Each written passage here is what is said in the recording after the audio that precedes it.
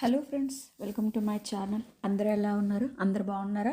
ఈరోజు మీకు కాకరకాయ వెల్లుల్లి కారం ఎలా చేయాలో చూపిస్తాను.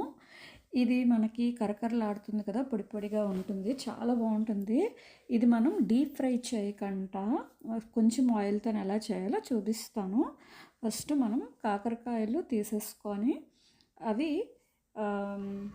కొంచెం పెద్ద ముక్కల్లాగా కట్ చేసేసుకుంటాము. మీకు కావాలంటే చిన్న ముక్కలు తరుక్కోవచ్చు, లేదంటే తురుముకోవచ్చు. నేనేమి ఇట్లాగా చాపర్లో వేసేసి పల్స్ అంటే మనం చూడండి కచ్చాబచ్చా ఉంటుంది కదా, అట్లాగా మొత్తం గ్రైండ్ చేసేసుకున్నాను. చూసారు కదా, ఈ విధంగా ఉండాలి. ఈ విధంగా ఉంటే మనకి నూనె ఎక్కువ లేకుండా మంచిగా మనం ఫ్రై చేసుకోవచ్చు. సో ఫైనల్లీ మనకి అంతా గ్రైండ్ అయిపోయింది. ఆ తర్వాత ప్యాన్ పెట్టుకొని అందులో 2 టీ స్పూన్ ఆయిల్ వేసుకోవచ్చు. అది వేడైన తర్వాత దాంట్లో మనం ఇట్లాగా చాప్ చేసుకున్నాం కదా, అదంతా మనం వేసేసుకోవాలి. కాకరకాయ అంతా వేసేసుకోవాలి. వేసేసుకొని అది మంచిగా కొంచెం కలుపుకోవాలి. ఇట్లాగా నూనె అంతా దానికి పట్టినంత కలుపుకోవాలి. తర్వాత మనం మూత పెట్టి కొంచెం సేపు కుక్ చేసుకోవాలన్నమాట. ఈ కుకింగ్ ప్రాసెస్ అంతా 20 మినిట్స్ ఈజీగా పడుతుంది. ఇంతలోన మనం మిక్సీ కానీ అట్లా తీసుకొని ఇట్లా రోట్లో తీసుకొని అందులో వెల్లుల్లి కొంచెం ఎక్కువ వేసేసుకొని అదంతా దంచి పెట్టుకోవాలి. ఆ తర్వాత అందులో తగినంత కారం వేసుకోవాలి. వేసేసుకొని అది కూడా మనం దంచి పెట్టుకోవాలి అన్నమాట. అది మంచిగా మసాలా అనేది మనకి రెడీ అవుతుంది. ఎక్కువ అంటే దంచితే ఇంకా బాగుంటుంది. అలాగని మనకి ఇట్లా ఉన్నా కూడా మనకు పర్వాలేదు. ఇంకా మనకి మసాలా అనేది రెడీ అయిపోయింది. ఆ తర్వాత మనం మూత తీసుకొని ఇట్లాగా మిక్స్ చేస్తూ ఉండాలన్నమాట.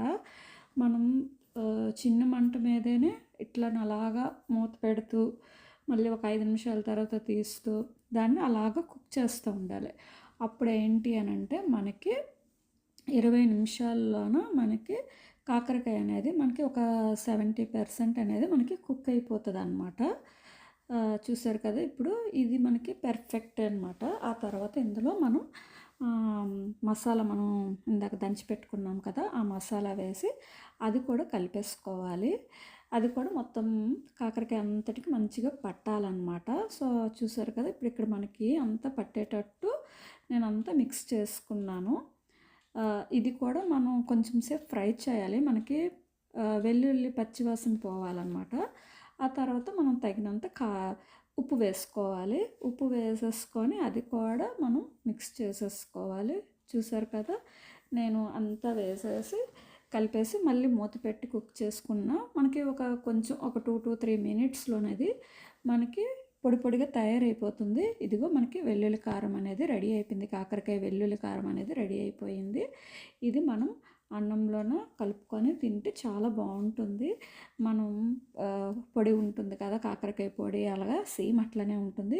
ఈ డిష్ మీకు నచ్చింది అనుకుంటున్నాను. నచ్చినట్టయితే నా ఛానల్కి లైక్, షేర్ అండ్ సబ్స్క్రైబ్